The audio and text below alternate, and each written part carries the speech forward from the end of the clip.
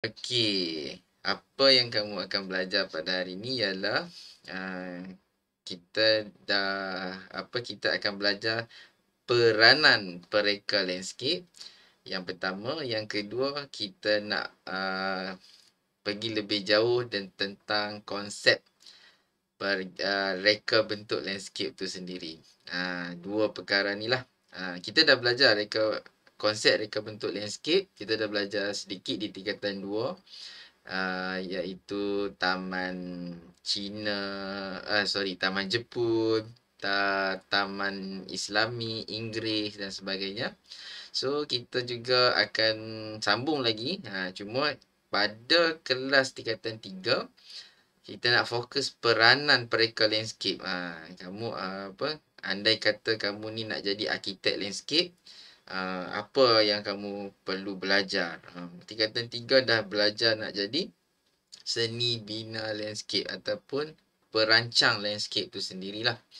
Okey, kita mulakan. Okey, tengoklah gambar di ni buku teks kamu cantik kan. Ini ladang taman yang berkonsepkan ni lah. Kalau tak salah cikgu macam Inggeris sikit lah. Okey. Pergi. Seterusnya kita pergi sebelah sini sebab yang buku kamu ni dia berkembar sikit kan. Sekejap Yes. Cium. Cium. Ada sound. Ada bunyi-bunyi sikit Okey. Ini pengenalan lah. Reka bentuk landscape merupakan seni dalam menghias dan menyusun bahagian pandangan yang boleh dilihat secara buatan manusia melalui proses kerja kreatif atau secara semula jadi. Okey, yang ini dia punya keyword dia ialah menghias dan menyusun. Menghias dan menyusun. So, daripada mana kita nak hias dan menyusun ni? Sebenarnya pereka landscape ni mereka melihat daripada atas lah, ataupun plan. Kita tengok daripada atas, kita akan cuba memahami landscape tempat tersebut ataupun kehendak-kehendak landscape tempat tersebut. Kita akan cuba mereka bentuk ataupun mulakan design kita lah. Okey. Bahagian pandangan boleh dilihat secara buatan manusia. Okey, hasil reka bentuk landscape bertujuan mengindahkan suasana ruang. Dia bila kaitkan dengan seni, bila kaitkan dengan seni visual ni, kita nak tempat tu lebih cantik lah. Ada tak tempat yang kita hias lebih buruk? Mustahil lah nak berlaku macam tu kan. Tempat yang kita akan hias, iaitu landscape yang kita akan hias tu, dia pastikan akhirnya dia akan lebih indah lah. Okey. Dan meningkatkan kualiti ruang tersebut agar mewujudkan suasana yang lebih harmoni. Macam ni lah. Okey, kalau kamu tengok, yang inilah yang cikgu sarankan pada kamu ni, supaya apa? Kamu mereka bentuk landscape rumah kamu sendiri tu kan. Kamu duduk dekat rumah, biasanya kalau rumah perumahan, kamu akan adalah sedikit ruang landscape yang kamu akan dapat. Kamu cuba menggunakan ruang tu, mereka bentuk ruang tu menjadi ruang landscape lah. Di tingkatan 2 tu, cikgu pernah bawa minta kamu mereka bentuk landscape. Kamu seorang yang ni lah, ada satu tanah yang luas depan rumah kamu tu ataupun belakang rumah. So, kamu dah reka bentuk macam-macam kan. Okey. Ini lanjutan dia lah. Okey, mari kita meneroka lagi. Okey, kita akan turun ke bawah. Okey, kata kunci pada hari ini. Okey, kalau kita tengok dekat sini ialah seni Zen, paradigma, taman tropika, Keluk Perancis. Keluk Perancis ni nanti cikgu tunjuk lah di apa benda tu, seni Zen tu apa. Okey, tak apa. Kita gone through dulu. Okey, tajuk. Okey, mula-mula persepsi seni dulu. Kita berkenalan dengan tokoh landscape. Siapa dia tokoh landscape ni? Okey, tokoh landscape yang yang dimaksudkan ialah Azri Fazami. Merupakan pereka landscape yang dikenali dan berpengalaman luas di Malaysia. Tokoh kita ni alhamdulillah lah tak kurang hebat dari segi pereka-pereka landscape di Malaysia ni. Okey. Salah seorang ni Azri Fazami. Okey, beliau pernah terlibat apa dia punya penglibatan yang hebat dia tu. Okey, terlibat dalam pergerakan, pertubuhan, pendidikan, saintifik dan kebudayaan bangsa-bangsa bersatu UNESCO. UNESCO ni dunia lah. Okey, apa yang dibuat dan usaha membaik pulih landscape lama kepada keadaan asal di sekitar Eropah. Wow. Okey, bukan senang lah nak dapat satu kepercayaan daripada UNESCO untuk membaik pulih keadaan asal di sekitar Eropah. Siapa? Dia bukan orang Eropah, dia orang Malaysia. Itulah kalau kamu minat tentang landscape ni, boleh contohi beliau lah. Okey, kamu akan, kita ada student kita yang ada dah jadi dah belajar, sedang belajar lah arkitek landscape. Semoga dia pun boleh ikut jejak Azri ataupun lebih hebat lagi. Okey. Mari kita tengok. Okey, peranan pereka bentuk landscape. Peranan pereka bentuk landscape ada berapa peranan? Ada 6 dekat sini. Okey, kita try zoom satu-satu kalau boleh. Okey. Besar sangat. Okey, cantik lah kot. Sekejap. Cikgu nak zoom kalau boleh. Bagi puan.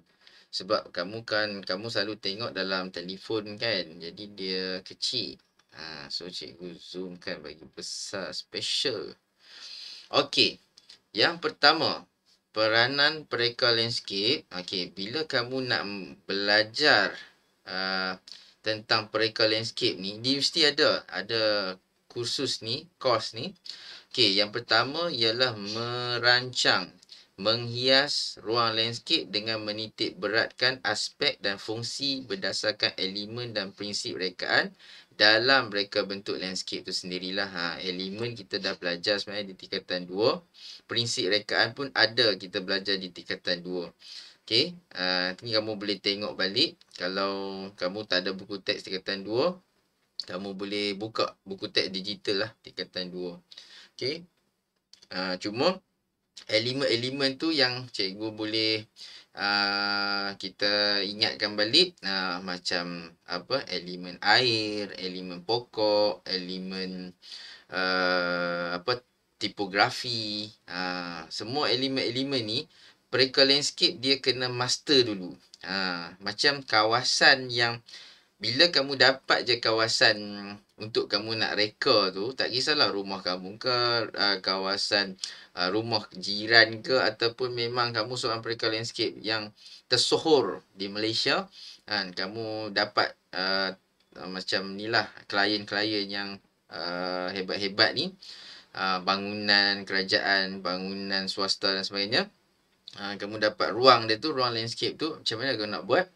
So, kamu kena tengok dulu ruang yang disediakan tu. Apa yang cikgu belajar dulu, kita kena tengok potensi ruang tu. Potensi dia macam mana? Macam contohnya kat situ ada habitat macam apa, burung tiung warna kuning tu. Siapa pernah tengok burung tiung ni? Ada yang burung warna hitam kan, tapi ada juga yang jadi warna kuning. Di kawasan-kawasan kita ni selalu kita nampak dia. Okey, habitat tu cantik lah untuk burung tu, tapi malangnya kontraktor, developer, mereka kadang-kadang tak kaji pun benda tu. Mereka datang, mereka dapat je satu geran tanah, mereka akan sodok semua. Sodok istilah cikgu sodok lah, maksud dia bawa dia punya apa tu, bukan traktor, dia punya apa, jengkaut ke apa tu. Dia bawa yang tu, dia sodok habis semua, pokok apa semua dia nak ratakan. Lepas tu dia tambak tanah, bagi rata, bagi kosong balik. Maka barulah dia buat, dia minta pereka landscape datang buat design. Ataupun dia dah ada design yang orang panggil apa? Design template. Template ni bagus, cepat. Tapi yang tak bagus dia, cepat dan murah lah. Yang tak bagus dia, macam akan sama je semua tempat. Dan tidak menghargai lah. Orang kata tidak menghormati tempat tu. Kita kalau kita belajar agama, hubungan dengan alam pun kita kena hormat jugalah. Bukan hormat macam hormat pergi sembah ke apa. Tapi kita kena appreciate. Macam tu. Nampak? Jadi kita kena menitik beratkan aspek dan fungsi elemen. So, macam habitat tadi. Betul yang kalau kita tengok berita, kan, baca surat khabar ke ataupun tengok di Facebook dan sebagainya, ada binatang yang buas datang serang kampung, bandar, masuk masjid, masuk mengancam kita lah di kampung. Rupanya kita tengok memang nampak macam salah binatang tu. Tapi kalau kita kaji balik, rupanya kita telah memusnahkan habitat dia. Pereka landscape janganlah jadi macam tu. Memang kita nak duit. Memang kita kerja nak duit, nak cari pendapatan. Tapi wajarkah kita dapat duit yang banyak tetapi kita memusnahkan kehidupan haiwan, alam lain lah, pokok. Kadang-kadang kat situ tu ada satu pokok yang berusia beratus-ratus tahun, kan? Tapi kita datang senang je, tebang je, kan? Lepas tu kita buatlah bangunan ataupun landscape kita tu. Alright. Nampak nampak peranan landscape ni sebenarnya besar. Tapi dia dah hilang sendiri pula, sorry ya. Okey, sekejap. Okey, itu peranan yang pertama lah, merancang, menghias ruang landscape dengan menitik beratkan aspek dan fungsi berdasarkan elemen. Okey, yang kedua, peranan yang kedua kita tengok. Okey, mendapatkan maklumat yang diingini oleh pelanggan mengikut peruntukan. Yang ini memanglah kita nak buat apa, semua perlukan duit lah. Jadi kita kena tengok lah duit. Kan, sama lah macam kamu, walaupun cikgu kata buatlah projek landscape kat rumah, kan. Kamu kata, cikgu saya mana ada duit.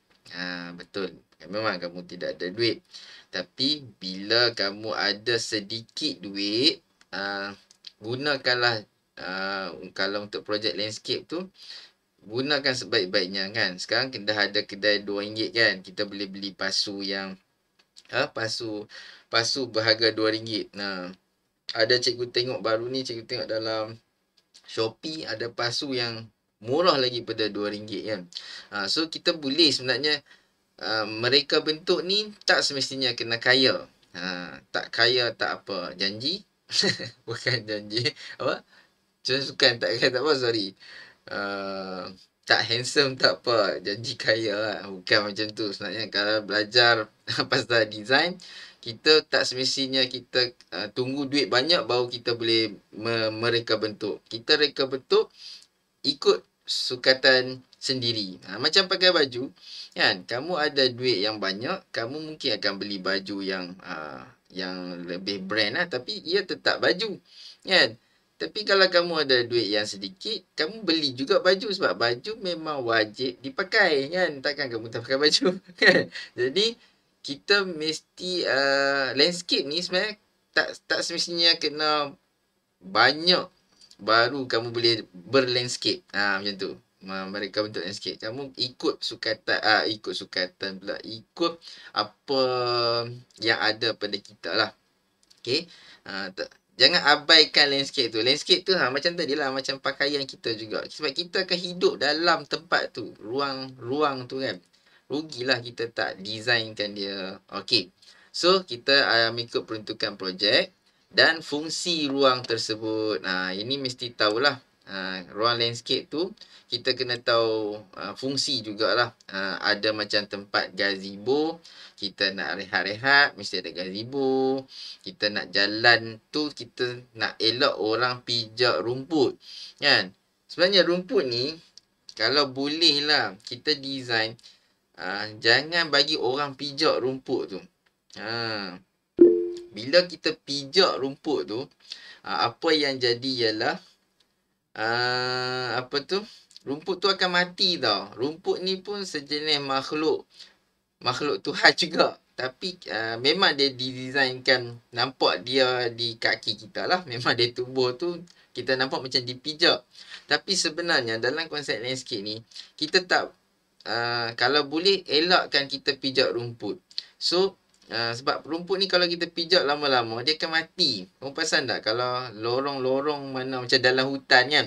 Kalau kamu rajin guna lorong tu nanti lorong tu dia tak boleh tumbuh pokok.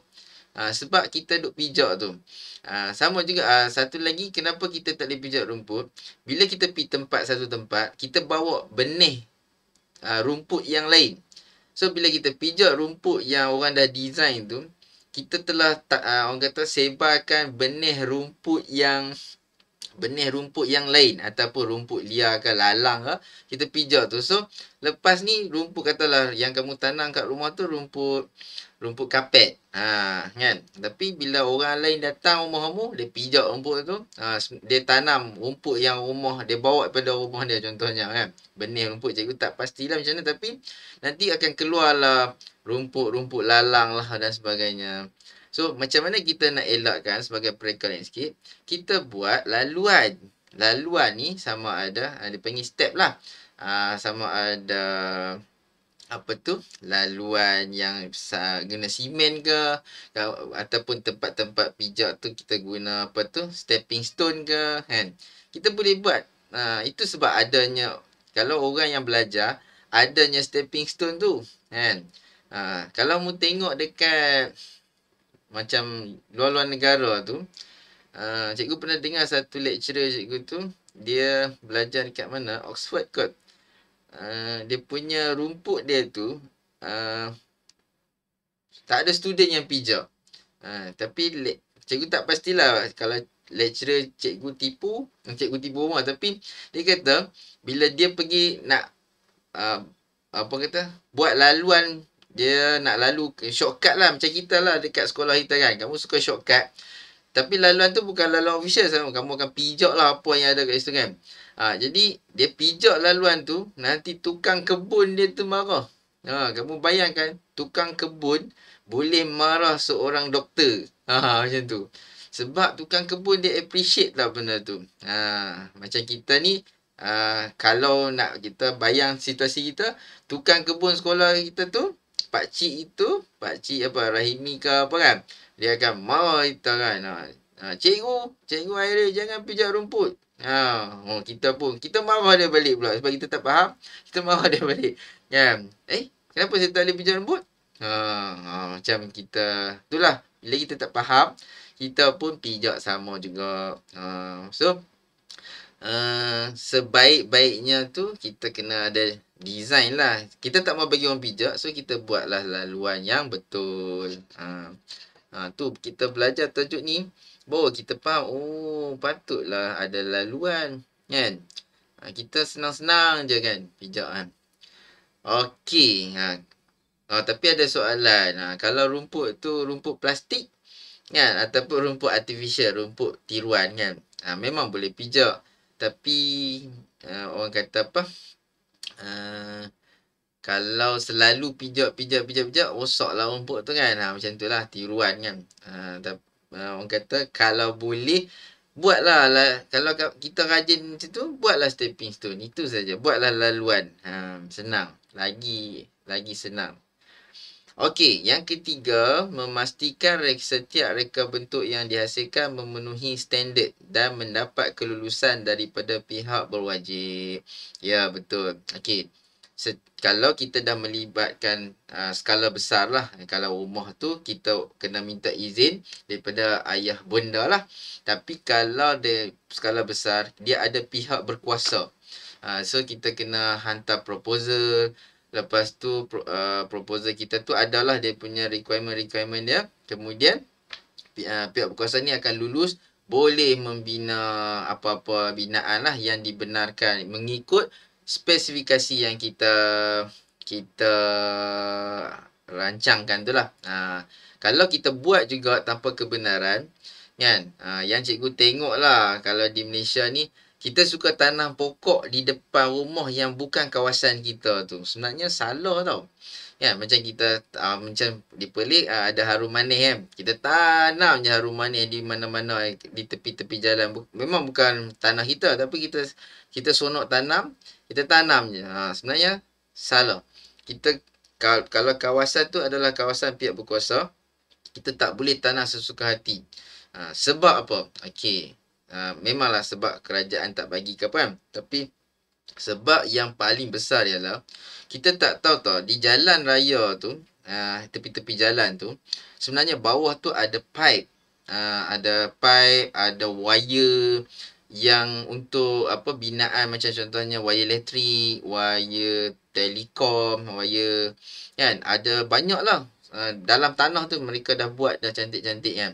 Tapi kita ni yang tak tahu mana-mana, kita tengok, oh tanah lapang kan. So, kita pun tanam ikut suka. Jadi, bila terjadinya macam kerosakan apa-apa dalam tu, pipe air ke, kebocoran ke apa semua, menyukarkan pihak kerajaan nak membaiki benda tu. Kita belajar pasal landscape ni, kalau skala besar lah. Dalam tu ada pipe bocor contohnya. Pening kita jabatan air nak korek tu sebab ada pokok yang besar kat situ. Terpaksa tebang pokok besar. Lepas tu siapa yang tanam?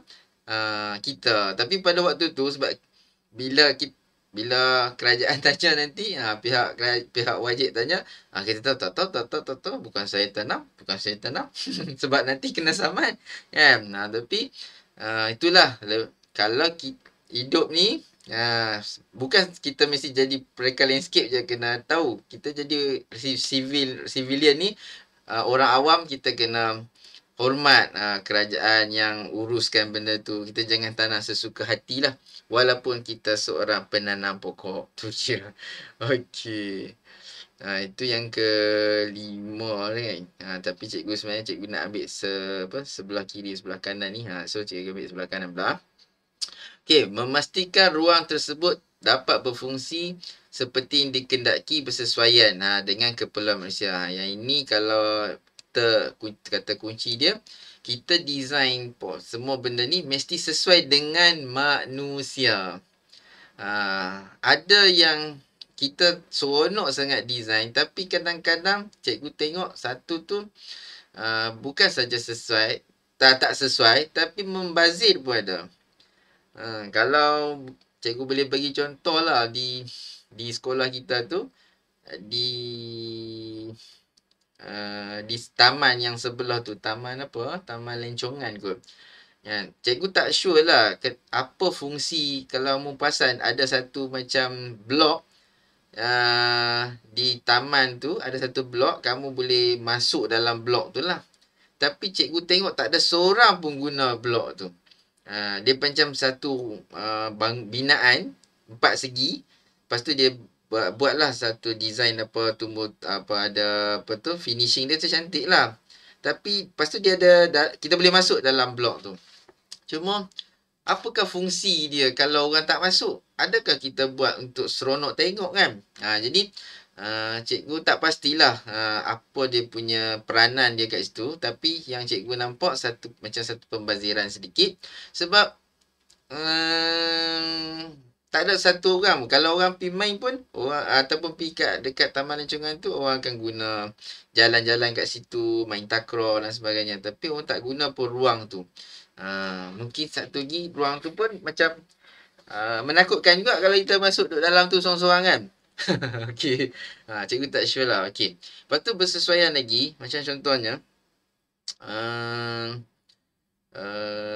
ruang tu, janganlah kita, dia adalah laluan utama. Orang selalu cross daripada satu bangunan satu bangunan. Kita pergi letak longkang yang besar kat situ. Bila design landscape ni, salah satu longkang pun kena ada. Sebab bila hujan turun, air akan masuk ke longkang. Longkang akan pergi ke sungai. Sungai pergi ke laut. Okey. Itu yang terbaik lah. Kalau kita tak buat longkang, nanti air tu akan masuk dalam tanah. Lepas tu kalau kawasan tu tinggi, dia akan jadinya hakisan. Nampak tak? Landscape ni kita kena fikir, jadi perekal landscape, kita kena fikir benda tu tau. Lepas tu, tapi longkang tu kita kena fikir sesuai tak letak kat situ. Sebab longkang kan.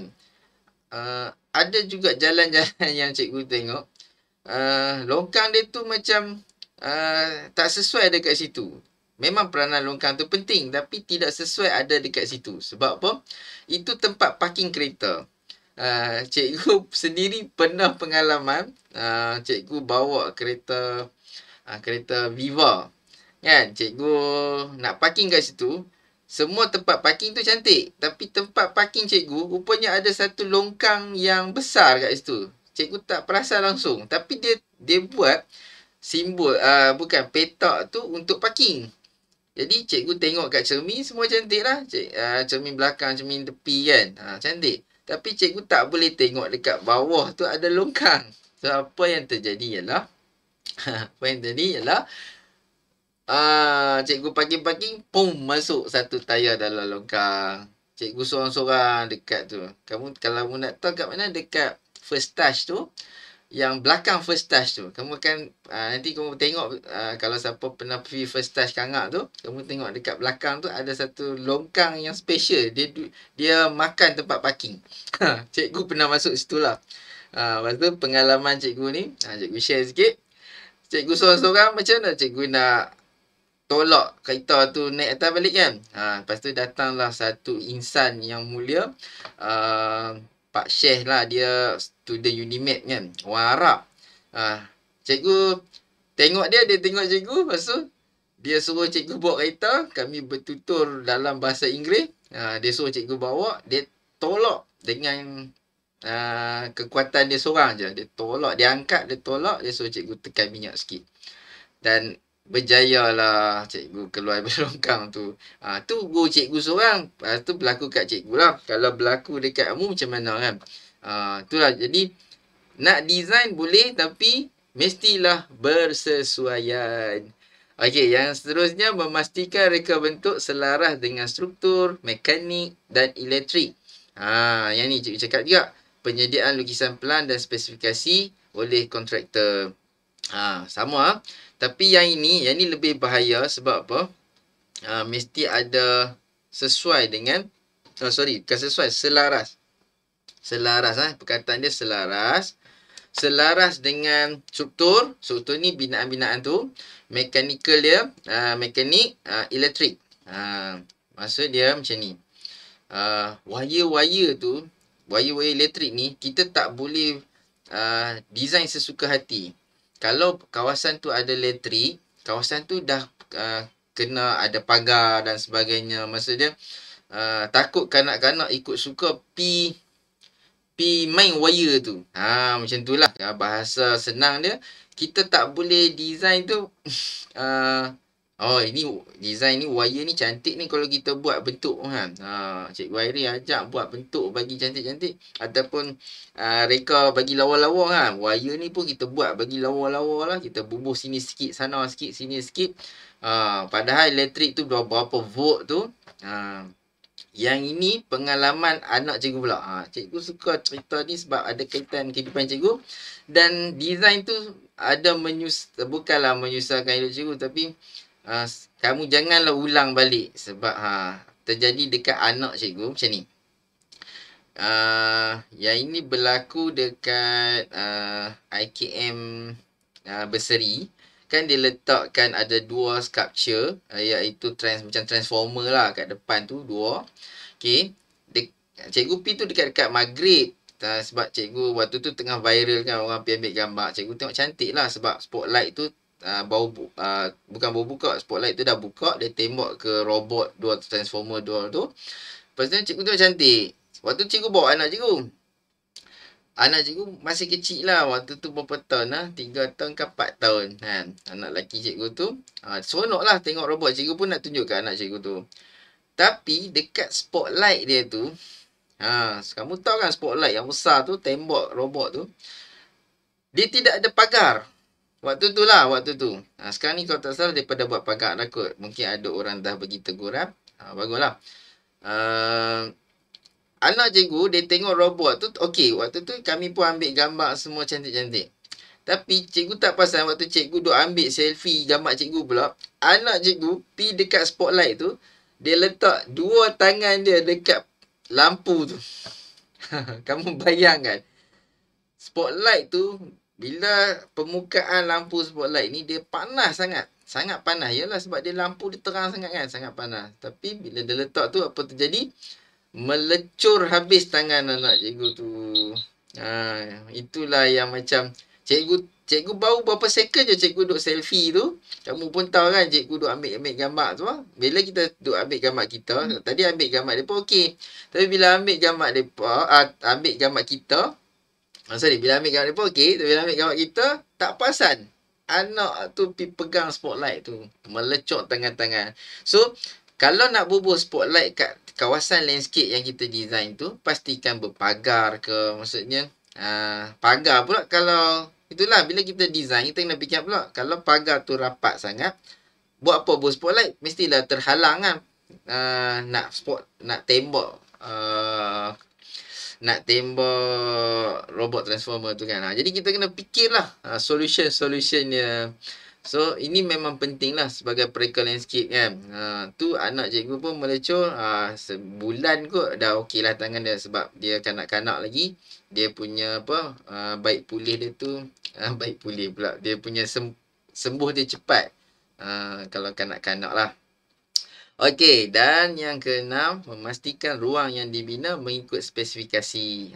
Spesifikasi dan gerak kerja berada dalam jadual perancangan. Okey, yang ini ikut time. Okey, yang pertama yang keyword kat sini spesifikasi ni ukuran dia. Okey, ukuran ni memang penting kita kena ikut. Kalau kita design, kita kena ikut ataupun kita kena patuh kepada standard. Dia ada standard dia. Contohnya tangga.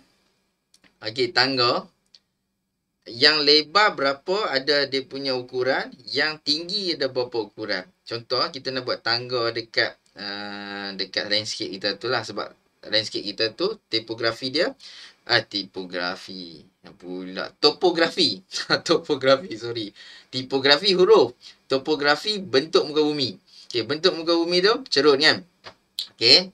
Jadi kita kena buat tangga. Tangga tu kalau kita tak ikut spesifikasi, okey. Macam ni yang tengah kan macam tu. So kita buat yang melintang tu pendek je.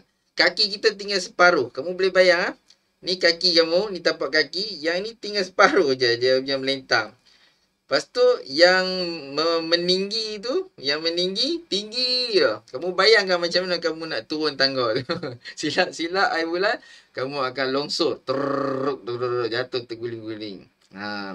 Kalau kamu berbadan sihat, lagi menarik untuk divideokan. Kan? Boleh viral. Tapi sebagai pereka landscape, kamu akan disumpah. Disumpah oleh orang yang jatuh tangga tu lah. Kan? Siapa yang reka tangga lagu ni? Saya sumpah dia. Hidup dia tak senang. So, kita kena jagalah. Itu kalau orang muda. Kamu bayangkan kalau makcik-makcik, orang tua kan, tiba-tiba dia jatuh, dah lah tulang dia rapuh kan. Jatuh tu kira tak tahulah kan. Jadi itulah spesifikasi ni sangat penting. Tolong belajar dan ikut.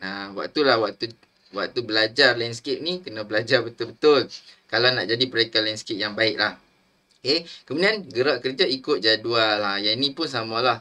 Apa yang berlaku di Malaysia ni, tak banyak orang dapat ikut jadual. Maksudnya on time lah. Kita janji dengan klien nak buat sebulan.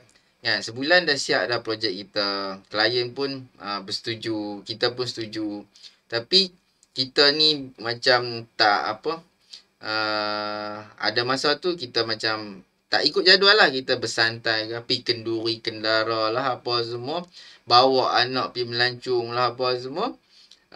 Last kali projek tu tergendala daripada sebulan jadi 2 bulan, daripada 2 bulan jadi 3 bulan, 4 bulan.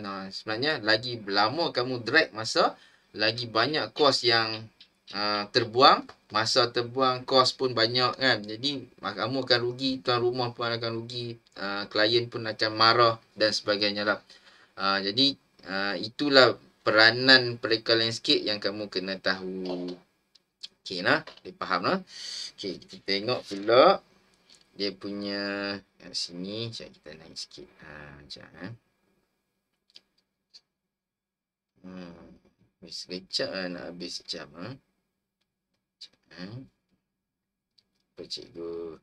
Cikgu ringkaskan sikit ni. Okey, konsep reka bentuk landscape. Okey, reka bentuk landscape yang berjaya merupakan rekaan yang memiliki konsep yang jelas lah. Okey, ini konsep lah. Bila main konsep, mesti ada, kita kena, bila kita reka, kita kena pilih konsep yang terbaik lah. Ataupun kalau klien dia sebut ada konsep-konsep dia tu, lagi bagus lah. Tapi, kalau tak ada, kita kena cadangkan konsep yang terbaik lah. Konsep ni macam mana? Macam kalau ada tema Jepun, kan? Tema Jepun. So, lampu dia macam mana, dia punya tu apa? Apa lagi terpanggil? Apa lagi? Lampu, dia punya gazebo dia punya jalan dia punya pokok dia. So, kita kena pandai pilih jugalah, ikut konsep. Barulah ikut konsep. Kalau kamu main apa tu? Orang cakap apa? Lampu ikut Jepun. Gazebo ikut Inggeris.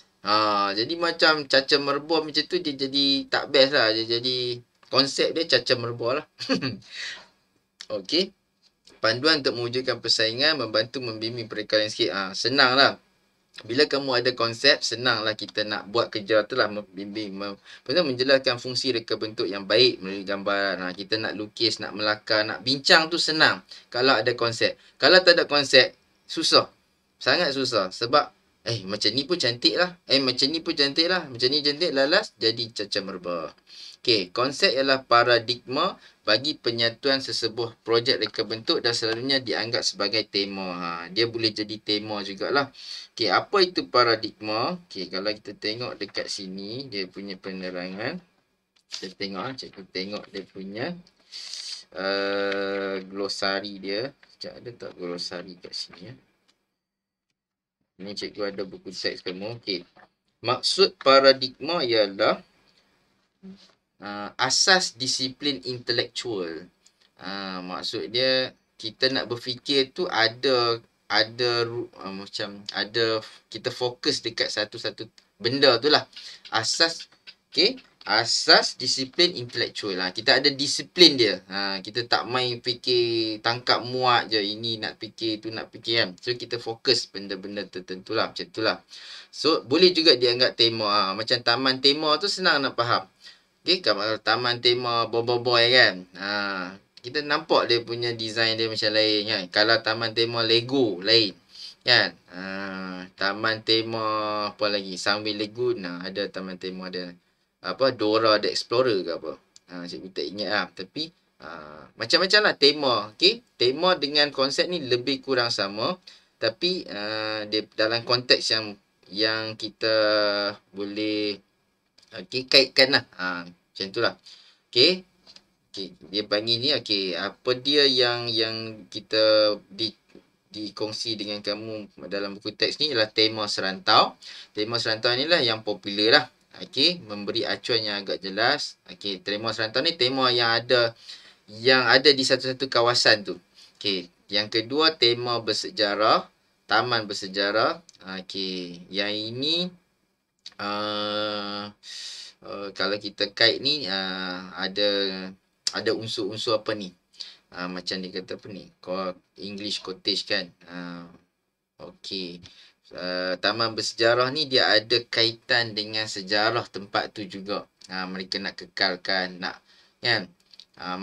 Macam ni lah, kalau kawasan tu yang luas, kamu pi kawasan ni memang dah digazetkan, ada tema sejarah dia kan. Tiba-tiba kamu bawa satu tema yang lain. Jadi macam tak sesuai lah, tak matching dengan tema tu kan. Okey, gaya serantau. Ini gaya serantau pula. Tadi tema serantau ni gaya serantau termasuk Taman Mediterranean, Taman Prairie, Taman Jepun dan luar bandar. Okey. Ni dia ada gaya. Dia ada style dia sendiri. Gaya ni style lah. Dia ada style dia. Kita bukan nak buat tema macam Jepun tu, kita nak buat Jepun kat situ. Tapi kita nak buat style Jepun saja. Macam tu lah. Kini pereka landscape sering bercakap tentang reka bentuk contemporary. Okey. Tengok dekat sini. Okey, kita tengok siap ada satu keyword dekat sini. Kelestarian alam sekitar. Sekejap siap. Okey, kefahaman terhadap cintakan alam sekitar dalam bentuk etika murid untuk menghargai alam sekitar lah. Yang ini cikgu cakap daripada mula-mula tadi kan. Tolonglah kita design yang menghargai alam. Lebih pada hargai alam lah. Kan? Sekarang ni projek, kalau mu tengok projek Negeri Perlis ni, kita tengah develop kampung di Kuala Perlis tu, supaya apa, kita sama-sama menjaga kebersihan di Kuala Perlis tu kan. Sebab kampung tu sangat cantik. Kampung Seberang Ramai, lagi kampung apa, ada beberapa kampung telah develop kan, telah di-color dengan warna-warni lah, warna-warna pelangi. So memang sangat cantik. So kita hargailah, sebab benda ni takkan nak cantik hari ni saja, lepas tu kita datang buang sampah, buang segala buang, jadi dah tak cantik balik. Okey, sekejap kita tengok. Sekejap, saya nak pergi dia punya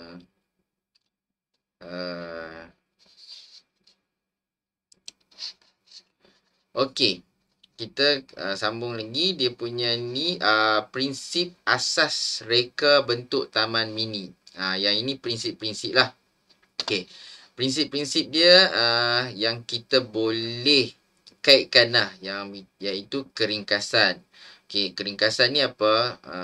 Simplified kot kalau bahasa Inggeris dia. Kita nak ringkaskan sedikit.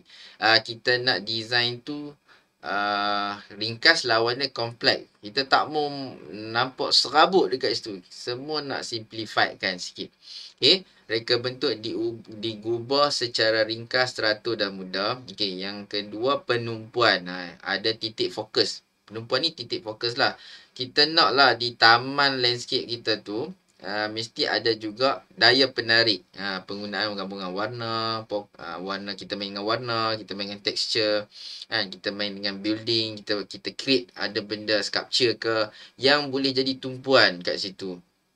Okey, dia lambat sikit tadi dia. Okey, kemudian keanekaan.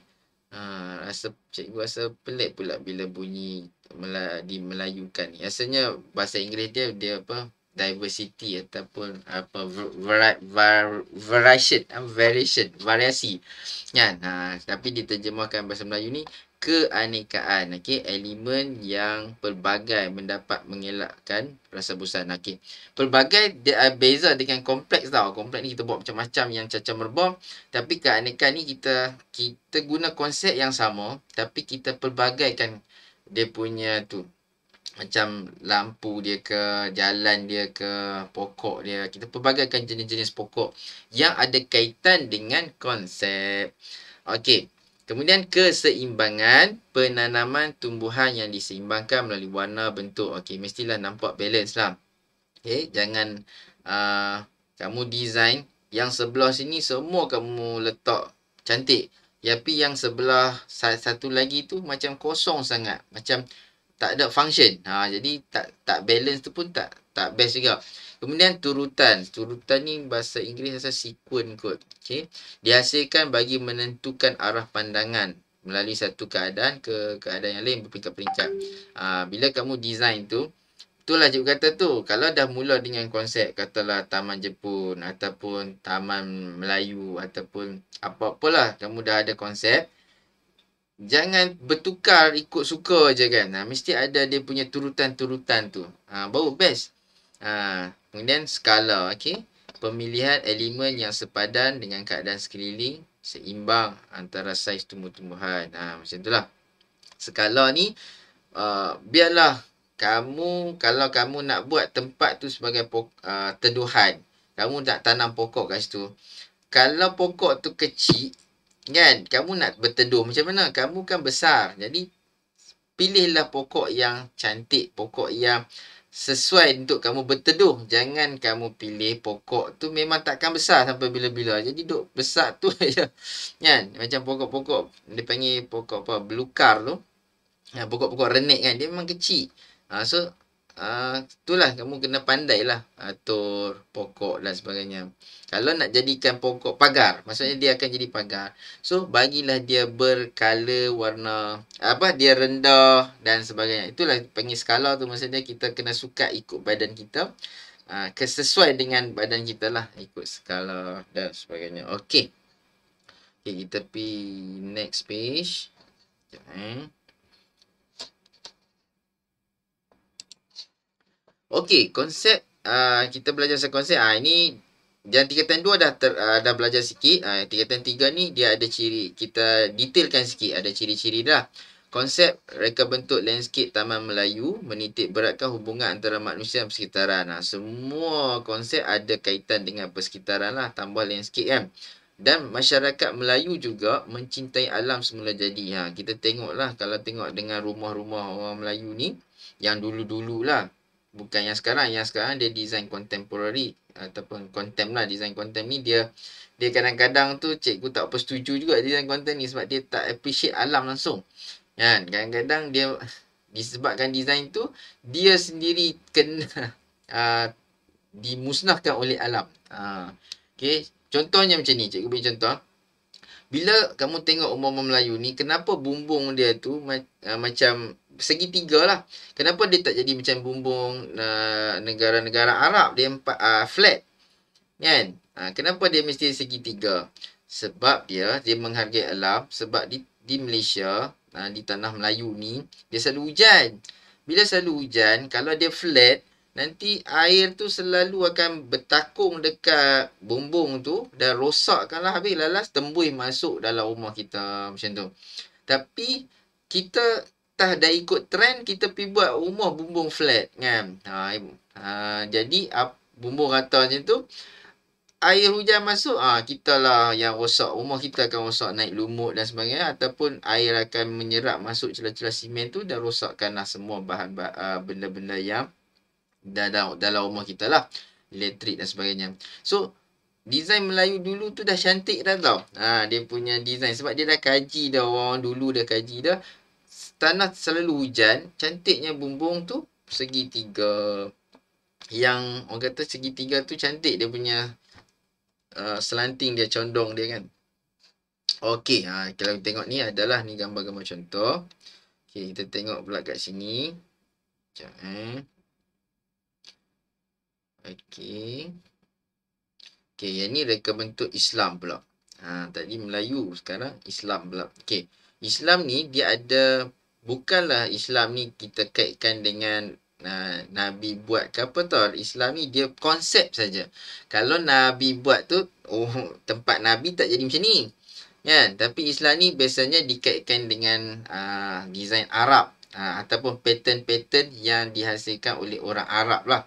Okay, berasal dari Arab, tersebar ke negara lain, Persia, Sepanyol dan India. Tapi kita dapat tengok image-image dia tu ada pattern-pattern Islamic pattern lah. Ataupun dipanggil apa Islamic pattern lah. Dipanggil, ada satu istilah dia. Sekejap Sini type dekat sini, Islamic pattern. Dia ada istilah dia. Islamic pattern. Apa yang keluar? Sekejap. Okey. Sekejap. Yang ini dia punya design. Alah, cikgu lupa pula Islamic pattern tu apa. Untuk duk belajar dulu. Okay, ni Islamic pattern lah. Kenapa dia punya ada ni segi 6, segi ni. Okay. Hexagon ni dia ada cerita lah. Rukun iman. Kenapa dia segi 5 ada rukun Islam dan sebagainya lah. Itu kita panggil konsep saja. Dia bukan design tu ada ajaran Nabi ke apa. Tapi design tu konsep. Dia nak cerita di sebalik konsep tu lah. Okay. Kemudian ideal landscape ni juga kita kalau yang Islam ni dia dekat dengan macam taman-taman syurga. Taman-taman syurga ni ada ada sungai mengalir di bawahnya. So elemen air. Kemudian di syurga ada pokok-pokok buah-buahan, kan? So kita terjemahkan di dunia ni, syurga dunia lah. Okey. Kalau mu nak tengok design-design Islamik yang canggih manggih ni, kamu boleh kamu boleh tengok dekat sorry. Tu Dubai ke apa kan. Memang canggih manggih lah, kan. Dubai. Siapa pernah pergi Dubai? Ada yang pernah pergi Dubai? Kamu kan keluarga have. Ya, cikgu keluarga tak have. Okey. Okey, landscape Jepun nampak beza. Landscape bila ada konsep, nampak tak? Bila kita tengok tadi Melayu nampak macam lain. Tadi Islamik nampak macam lain. Tengok bila Jepun lain pula. Okey, tapi Jepun yang kita maksudkan ini adalah traditional Jepun lah. Okey, ada juga yang modern Jepun. Tapi kalau kamu siapa yang pernah pergi Jepun, kamu boleh tengok landscape secara yang dirancang ataupun yang mereka hutan mereka pun memang takkan sama lah. Sebab iklim mereka tak sama dengan iklim kita. So, dia tak akan sama. Tapi seni landscape dia macam ada bonsai dan sebagainya tu. Yang ni bonsai, bonseki. Apa dia bonseki ni? Mari kita tengok apa dia bonseki. Cikgu pun tak tahu apa tu bonseki. Siapa tahu bonseki tu apa? Kita tengok. Sekejap internet slow sikit malam ni. Bonseki. Ada image tak? Tak ada image. Sekejap kita tengok. Internet. Ya Allah, internet. Tu dia. Apa dia ni bonseki ni? The art of bonseki. Dia macam bonsai, tapi dia bukan bonsai. Bukan bonsai, dia seni macam mini diorama lah bonseki ni. Dia kita buat benda yang landscape tu, tapi kita buat dalam saiz yang kecil. Kalau tak salah cikgu lah berdasarkan gambar yang cikgu tengok ni. Okay, tak apa, nanti kita study lagi. Tapi cikgu tengok ni bonseki ni memang unik lah. Okay. So, bonsai kamu tahu lah pokok yang dikatikkan. Pokok tu saiz besar. Dia boleh saiz besar, tapi Jepun ni dia ada satu ilmu untuk jadikan dia kecil je. Kan? Duduk dalam pasu comel je. Tapi dia tu sebenarnya usia dia dah beratus tahun dah. Lagi lama pokok tu, lagi mahal lah dia punya harga dia. Dan lepas tu seni Zen. Okey, seni Zen tu apa? Seni yang dia punya ada kaitan dengan kepercayaan agama mereka lah. Okey. Mereka kaitkan dengan agama. Itulah. Tapi yang cikgu suka dekat sini, dia punya penghayatan terhadap alam tu. Satu macam cikgu selalu dengar lah. Kawan cikgu yang belajar di Korea, di Jepun. Kalau kita tengok sungai mereka, ada ikan tau. Ikan tak kisahlah, ikan kuih ke ikan apa-apa lah. Kita orang Malaysia, kalau tengok sungai ada ikan, longkang ada ikan, kita tangkap. Kita jenis cepat-cepat. Boleh tangkap tak? Boleh tangkap. So, kawan cikgu, salah seorang, dia belajar di Korea. Kawan FB cikgu lah. Okay, cikgu selalu follow dia punya tu. Dia bawa pelancong Malaysia ni pusing-pusing Pulau Jeju. So, bila orang Malaysia yang dia bawa ni, soalan dia akan sama. Dia bawa pergi tengok sungai, longkang apa semua ni. Bukanlah bawa pergi tengok longkang. Lalu tu ada longkang, ada ikan. Soalan pertama orang Malaysia, boleh tangkap tak? Kalau tengok sungai cantik sikit, boleh mandi tak? Okay? Tapi orang di sana tu tak macam kita lah. Dia mungkin iklim dia sejuk. Mereka nak mandi tu bukan mandi sesuka hati macam kita. Mereka akan mandi mungkin ada masa-masa tertentu kot. Tapi kita pantang tengok air jernih sikit, ada ikan nak tangkap. Air jernih sikit, kalau tak ada ikan kita nak mandi. Ya, kita sukakan air. Okey, sebuah rumah teh atau astaka, air asli, terdapat jambatan sebagainya, batu pijak ni stepping stone. Terdapat tanglong. Tanglong ni lampu lah, lantern, lampu lantern, lampu yang temakan taman Jepun lah. Okey. Tengok taman Inggeris pula. Tengok pokok dia pun dah jadi lain sikit, hiasan jadi lain sikit. Landscape Inggeris cuma yang ini landscape Inggeris ni yang diambil, yang dipatenkan ialah abad ke-18. Okey, sama juga ada binaan gotik.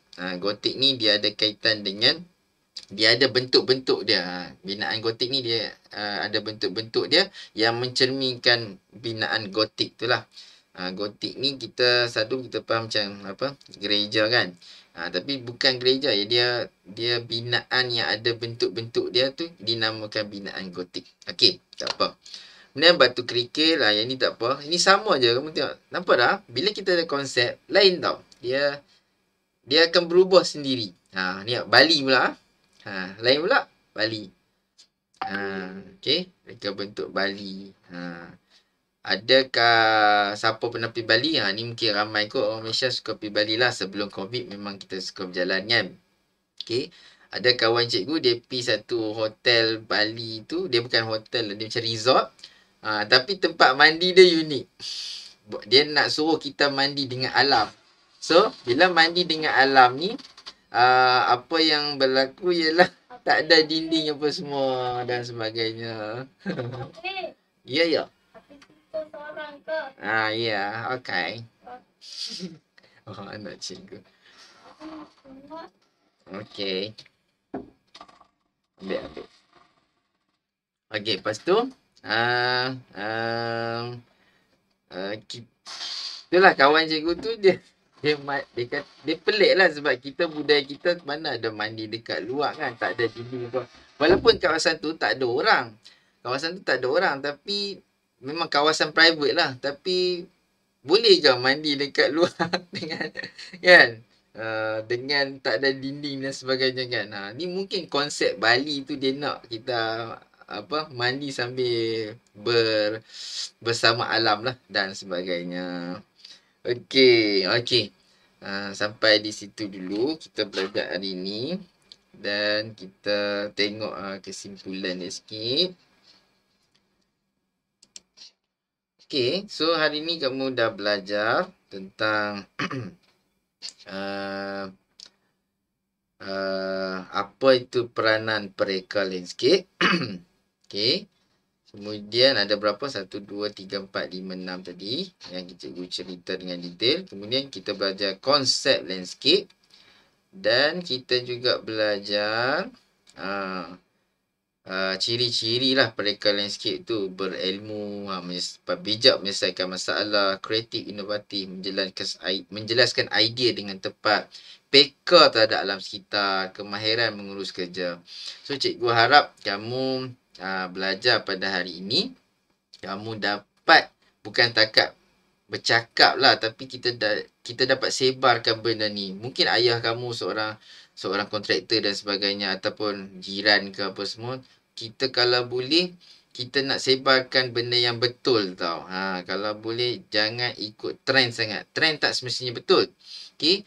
Kita nak jaga alam sekitar ni sebab